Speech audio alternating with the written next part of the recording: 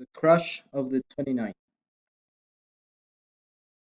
In autumn of 1929, during September and October, the New York Stock Exchange experienced the worst financial panic the country had ever seen.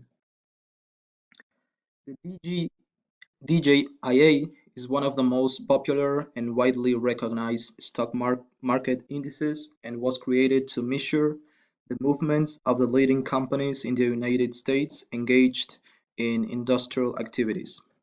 It uses the price weight index, meaning that stocks with a higher share price carry a greater weight in the index than stocks with a low share price.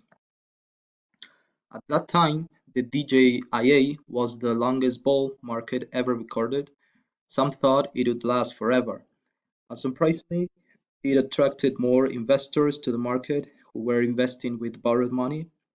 By 1929, two out of every $5 borrowed by the bank were used to buy stocks. The market peaked on September 3 in 1929. Steel production was down, several banks had failed, and fewer homes were being built. However, not many people paid attention. In the last Over the next few weeks, however, prices began to move downward, and the lower they fell, the faster they picked up speed. In the last hour of trading on Thursday, October 23, in 1929, stock prices suddenly plummeted.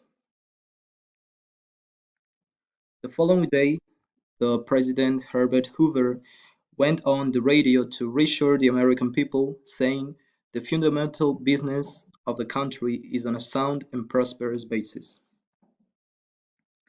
On October 28th, prices began to drop. By the end of the day, the Dow had dropped 13%. So many shares changed hands that day that traders didn't have time to record them all.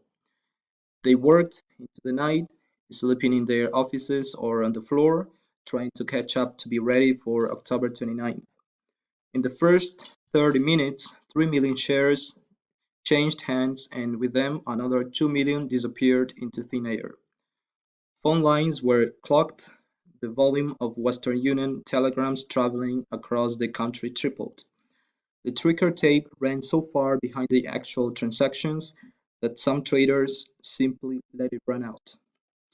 When the market closed at 3 p.m., more than 16 million shares had changed hands.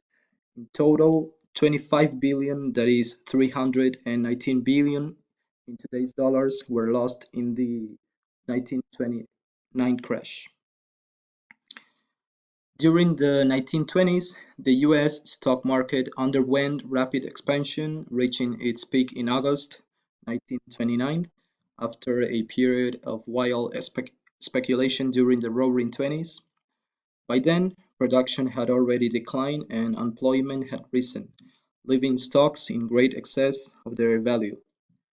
Among the other causes of the stock market crash of 1929 were low wages, the proliferation of debt, a struggling agricultural sector, and an excess of large bank loans that could not be liquidated. Black Tuesday, October 29, 1929.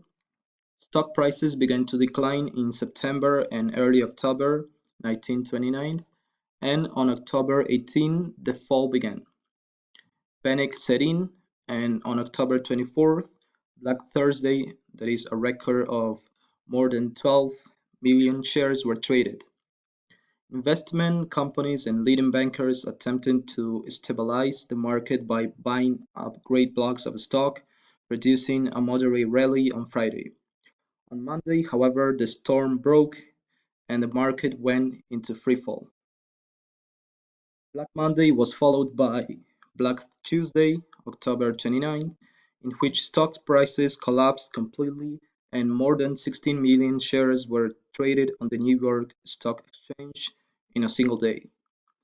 Billions of dollars were lost, wiping out thousands of investors, and stock tickers ran hours behind because the machinery could not handle the tremendous volume of trading. The Great Depression ripple effect. The Great Depression caused a ripple effect that was largely influenced by new elected President Franklin Roosevelt and the introduction of the New Deal. This was a set of programs, regulations, and initiatives that target the three R's: relief, recovery, and reform. Relief, a new way of life.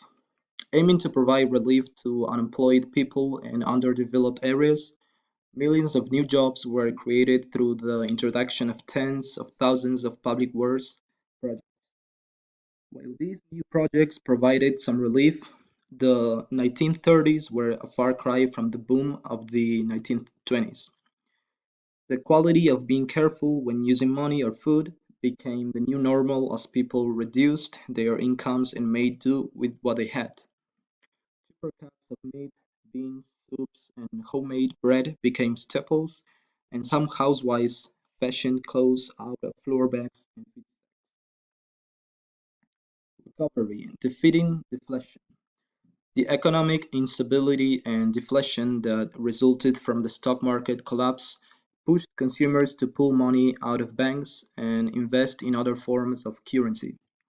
Investments in commodities, gold, and bonds became popular as consumers valued stability. The mass conversions of dollars to gold eventually led to the suspension of the gold standard through the Gold Reserve Act of 1934. This move increased money supply and effectively devalued the dollar in order to reduce deflation. This caused interest rates to fall and stimulated consumer and government investment in durable goods. Reform: financial changes born out of Black Tuesday. In spite of the hardships caused by the event, a number of major regulatory changes for the financial industry were born out of Black Tuesday. The Federal Deposit Insurance Corporation was created to insure consumer deposits in eligible financial institutions. The Glass-Steagall Act was created to establish a separation between commercial banking, securities, and investment businesses. The Securities and Exchange Commission was created to regulate stocks, bonds, and other securities. Now let's talk about the consequences. Thousands of people saw their fortune or any money they had in the bank disappear. On 29 October, 16 million shares were sold at very low prices. The stock market in New York collapsed. The Roaring Twenties came to a sudden end. Investors lost their money in the crash and could not pay their debts. Many banks closed. Ordinary people lost their savings and people lost all hope for the future. People could no longer buy consumer goods like cars and clothes. As a result, workers were made redundant, other workers' wages were cut, and unemployment rose to very high levels. By the end of 1929, 2 million Americans were out of work, and this was the start of the Great Depression of the 1920s, 30s.